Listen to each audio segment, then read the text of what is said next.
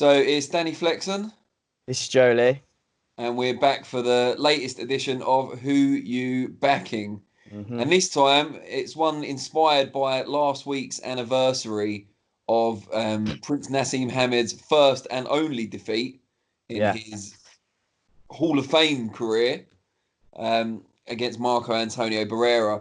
And I've argued this already with so many people online. It seems smart just to change it up and put it onto YouTube and just talk about whether Hamed, first of all, whether he was anywhere near his peak for the Barrera fight, and if yeah, he wasn't and had been at his peak, would it have yeah, made any difference? So, Joe, what do you think? Let's hear the kind of side that I don't like first.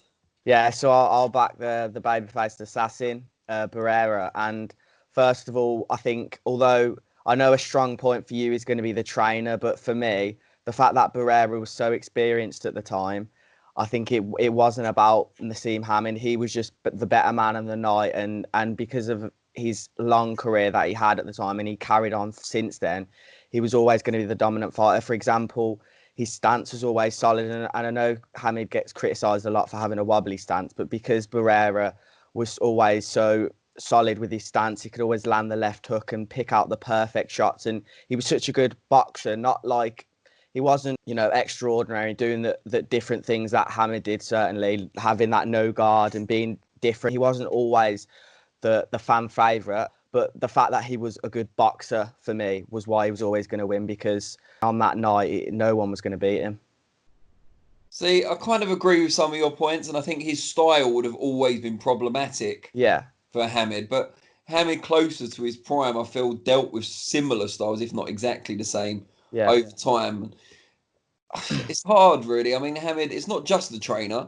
I yeah, think it's more how he reacted to the trainer, because one of his yeah, trainers was obviously Emmanuel Stewart, who's an absolute legend. yeah, So you can't say he's a bad trainer. Oscar yeah, Suarez had success with other fighters, so yeah, although yeah, he's yeah. no Emmanuel Stewart, you still can't put too much of the blame down to him. However, I just think since Hamid's relationship with his mentor, Brendan Ingle, who he'd been with since he That's was a little that's what I kid, meant. Yeah, yeah. yeah, seen him kind of fighting in a schoolyard, picked him out, Mhm. groomed him in a particular style, which he also kind of learnt from gym mate when he first started, Harold Graham.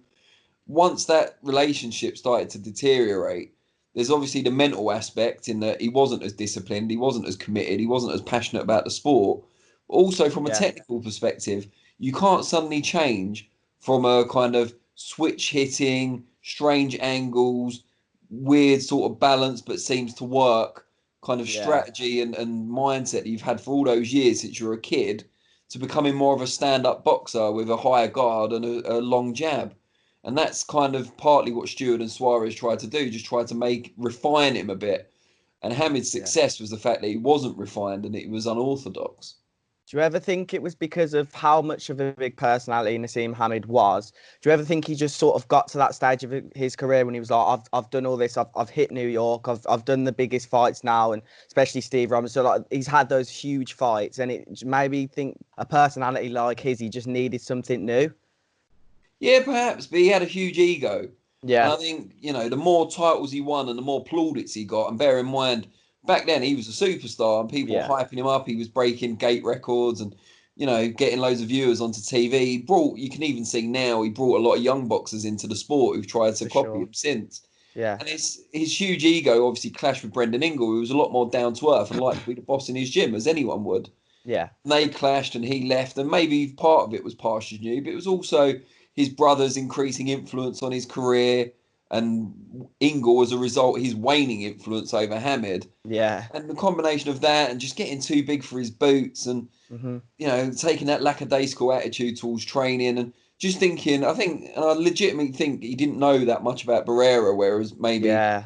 even though Stewart would have known and probably hmm drummed it into him, Yeah. maybe he just stopped listening by that point and thought it'd be a walk in the park, even though for real boxing connoisseurs, Barrera's a great fighter. And you could tell that even at the early part of his career that he was going to be good.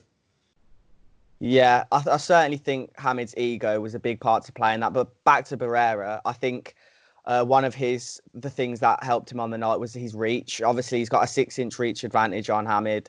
70-inch overall, which is really big for especially a featherweight. And I feel like that helped him keep his distance while like dictating the fight at the same time, so he could pick him away slowly. Hamed was the aggressor in the fight, which regardless of how camp went or whatnot, he's usually the aggressor anyway.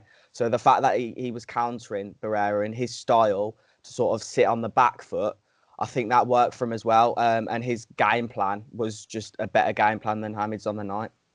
It was an excellent game plan. I can't Yeah. argue with that. The fact Yeah. that he was normally kind of an aggressive box puncher and instead he stayed on the back foot, forcing Hamed to lead off, which, Yeah. Hamed's a switch hitting counter puncher, like a front foot counter puncher, but still a Yeah. counter puncher. Yeah. Doesn't like to lead off because he's got quite a wide guard as well and his footwork's not perfect. So getting countered was always a risk. So, Yeah. I mean, the strategy was spot on. Yeah. But again, I just feel a younger, fresher version of Hamed. By this point, he'd been down a few times in his Yeah. career. He'd kind of lost his love for the sport. And Yeah. I think his best performances throughout his career all came either just before or just after he won the world title. There was a group of about maybe 6 fights in a row where he looked absolutely unbeatable. And then it Yeah. was all downhill from there. And I Yeah. think even with the tactical disadvantages and how good Barrera is, I just feel that the peak version of Hamed, the one who beat Steve Robinson, the one who Yeah. beat Jose Badillo, I Yeah. think he'd have found the answers. He'd have stuck in, he'd have kept taking chances, and he'd have Yeah. found punches to get to him in the end by the end of the fight. Yeah, exactly, and also it's how the fight went early on. Like he got hit with a mean left hook of Barrera's, which obviously clipped him, and that sort of can change game plans if you get hit early, which could have been a big factor as well. But for me, the biggest factor is sort of, as you were saying, it's Naseem Hamed's ego going into the fight and just how it played a part throughout his career, and I think it played a big part on that night as well, that specific night. Yeah, I mean it's a difficult one, Hmm. because you don't know. But the Naseem Hamed who beat Steve Robinson could have turned up that night and still lost. And I don't Exactly. think Yeah. he would have because that's what I'm arguing. But Hmm. I don't say it's a ridiculous, concept that It's would not have. the wildest I sort think of it's a very, theory. Yeah. very good fight. And I also think that Barrera at his peak against Hamed at his peak would have been a really close fight. And I wouldn't say, oh, Hamed would definitely have won that like I am now. Hmm. But Barrera wasn't at his peak yet at that point. He Yeah. still had more to come. And I think he was early in his career. It was a good time for Naz to get him if Naz had still been in his own prime. Yeah. So I don't know. I'm a massive Naz fan. He kind of got me into the sport Of when I was course. Of young, course. and I think that plays a part in it. And it's not that I dislike Barrera, but Yeah. Naz just had, and it's like you said, Naz had that kind of flair and the unorthodoxy that Barrera didn't have. And Yeah. not everyone likes that, but as a kid, I suppose, if you're getting into a new sport, it's quite exciting to see Yeah. someone do everything supposedly the wrong way, but have success with it. Do you think the sort of how the fight panned out in terms of them two getting a bit annoyed at each other towards the end when he sort of threw him into the turnbuckle and on the floor when he landed that jab? Do you think that sort of played a part in him emotionally getting too into it? And, obviously that doesn't help a fight. Do you think that could have been a part of it in the latter stages of the fight? No, I think it's more the other way round that the fact that he was underperforming just caused him to become more and more frustrated with Yeah. himself. I think part of him in there probably did think, and this could be right or wrong, but I Hmm. think he certainly thought I should be like running rings around this guy. Like everything that he was trying to do that he'd done in the past and it had worked against all those other opponents wasn't Yeah. working that night. Yeah. And you give most of the credit about that to Barrera, Yeah. but some of it you have to give to Naz's deterioration as well. Because his style was based on quickness, instinct, and angles. And Yeah. these are all things that if you're even 2% off your game, will be affected. It's not like a boxer who relies on work rate or ring generalship. Those are things that stay with you throughout your career. It's like a footballer who relies on pace. As you get older, you either adapt your game to not rely so much on pace, like Ryan Giggs did, and people like that, Yeah. or you deteriorate and you fall out of the game. And I think that's what happened with Hamed. His style was never going to last him 15 years. Yeah, and also I know I'm supposed to be backing Barrera, but you've got to look at the fact that he fought Pacquiao twice, lost. He fought Eric Moraes, lost the first one, obviously he beat him again. And he's fought some big opponents and lost to them to the top of the top at the time. So you got to think prime Naseem, it would have been a very different fight. Yeah, again, Pacquiao wasn't at his peak at that point. But So it just yeah, shows how important timing is. Yeah, and I guess the second one as well, he thought he won that. So it's a close fight, but for me, a similar outcome. Well, yeah, I mean, I'm going to disagree, but that's why we're here. So Exactly. it's a close one though. It's not one of those where I'm like, oh my god, you're talking out your ass. This is absolutely No. ridiculous. It's one of those where you're like, yeah, I can kind of see why you think that. I don't agree, but I kind of, it wouldn't be a massive flight of fancy to kind of switch me to the other camp. And Yeah. maybe if I was less of a Nas kind of devotee, maybe it'd be easier to persuade me. But but it's not up to us to decide. Obviously, the people out You there are going to guys. vote. Mhm. You might want to explain how to do that. Yeah, the I button, that'll pop up now, and then we'll put a couple of polls there. I did a few for the last episode, which was interesting. Yours came out on top. It was Errol Spence Woo! for decision. That was the most popular vote. But yeah, I'll do a couple of polls on this one and let us know what you think in the comments as well. So that'll be good to see.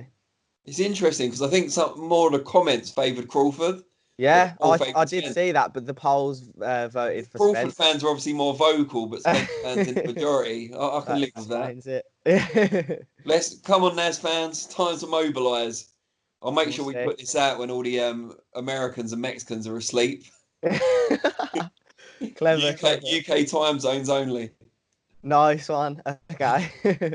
We'll see. Right. Well, we'll be back with another Who You Back In pretty Yeah. soon. Joe and I, we're friends, but we disagree quite often. So Yeah. we'll have I'm loads of liking this. material. But keep it going for a while, yeah. Definitely. And yeah, let us know what you think, as Joe says, in the comments and with your votes in the poll. Yeah. Awesome. See you soon.